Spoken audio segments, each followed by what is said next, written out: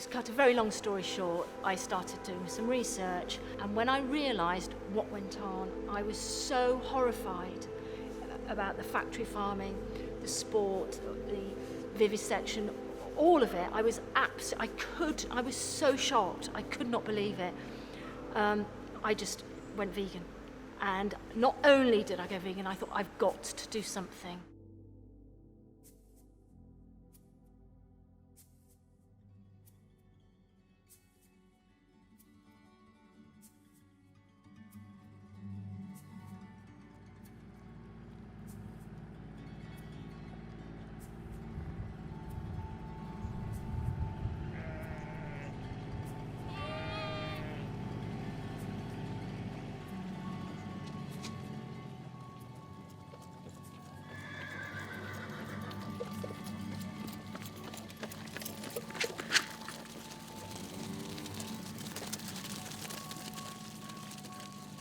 So I'm Mary Frankland, and I'm the founder of Dean Farm Animal Sanctuary, which is a charity, registered charity that was set up in 2004. Here at Dean Farm Sanctuary we have over 200 rescued animals, all from different walks of life, the majority of which actually would now be dead. We have 62 acres of land where these animals live, and they live here for their entire lives.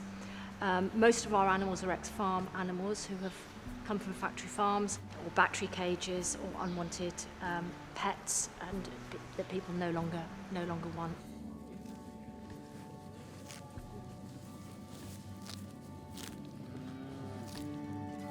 We've recently rescued 10 Frisian calves, beautiful little boys who were being raised in a farm nearby for veal. So they're basically a byproduct, or tend to be a byproduct in the UK for the dairy industry.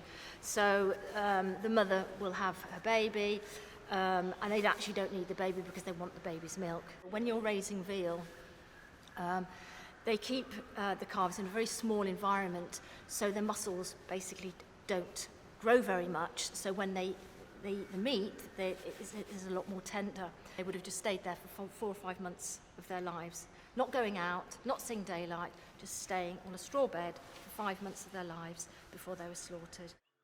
In the first month, they just didn't seem to know what to do. They've got no mother figure, so they haven't got a mum to follow around. They haven't got a mum to nestle and support them and guide them and teach them and comfort them.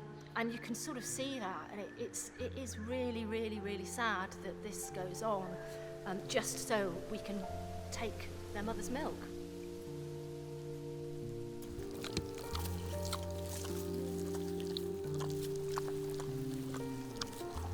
When I first set Dean Farm up, one idea I had was to have little small miniature Dean Farms all over the country, so everyone could access a Dean Farm Sanctuary. Everyone could get up and close to all these farm animals that people have probably never seen before, to connect with them, to see that they are no different than their cats and dogs, and they have their individual personalities and they have their individual traits, and to see that they shouldn't be slaughtered and they shouldn't be killed and they shouldn't be eaten.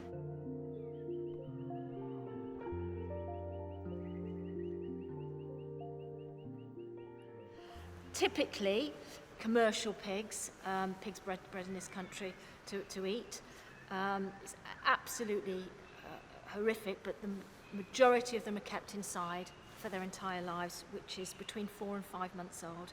So at 5 months old, they then go off to slaughter. They are absolutely no different to little puppies, absolutely no different, chasing each other's tails, knowing their names. The social bonds that they have is absolutely incredible with each other. They recognise each other, they recognise each other's peers, their families, their friends. So we have Billy, who's blind, so he's in a little area with Jeff, who's partially deaf, and with Jeff and Billy we have little Linky.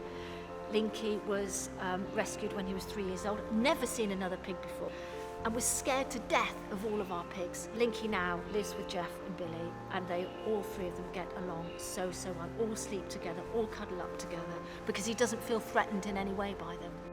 So that shows you, how you can't just sort of chuck them all in together.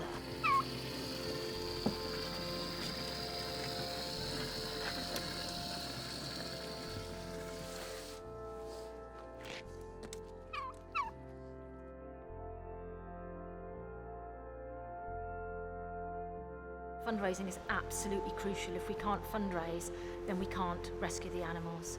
And that's exactly what happened with the calves. We put a fundraiser out. We said, we've got the land, we've got the space, but we haven't got the resource of, the castrations and injections and everything else that goes with it, the feed. And within 24 hours, we'd raised nearly £4,000. So people really, wanted to help us, which was just incredible, absolutely incredible. So these hens are to produce eggs, okay? And they stay within a caged environment for 18 months of their lives, and then they're sent to slaughter. They've got no enrichment at all, no daylight, no sunshine, and they just basically pump out eggs for a year and a half or a year. We've now got, as I said, 97 hens here, and they are living outside, they're living out on the grass, in the rain, in the sun. Within hours of being rescued, they start scratching the ground. They then start to make nests to lay their eggs in. They make dust baths, they run around. Within days, they start to do all the things that naturally they would have done within a natural environment.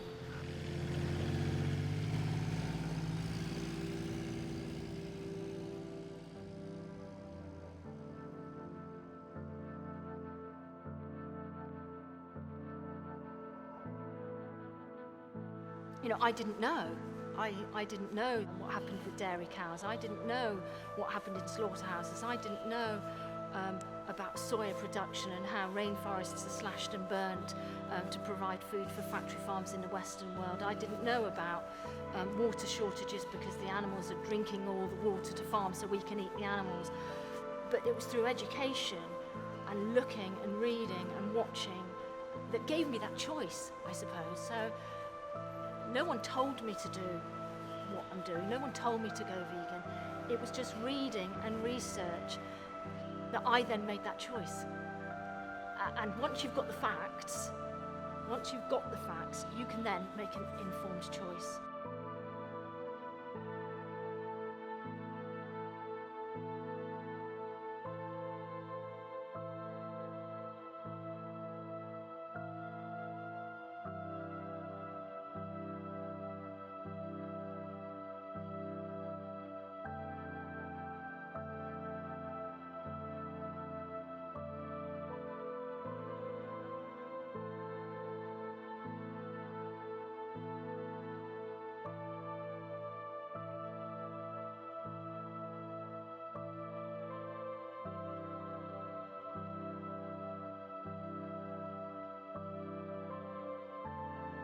People are really, really becoming aware that eating animals, not only is it immensely cruel, the suffering, the absolute unimaginable suffering, even organic free range because they've still got to go to the slaughterhouse, but it's environmentally, it is not sustainable anymore.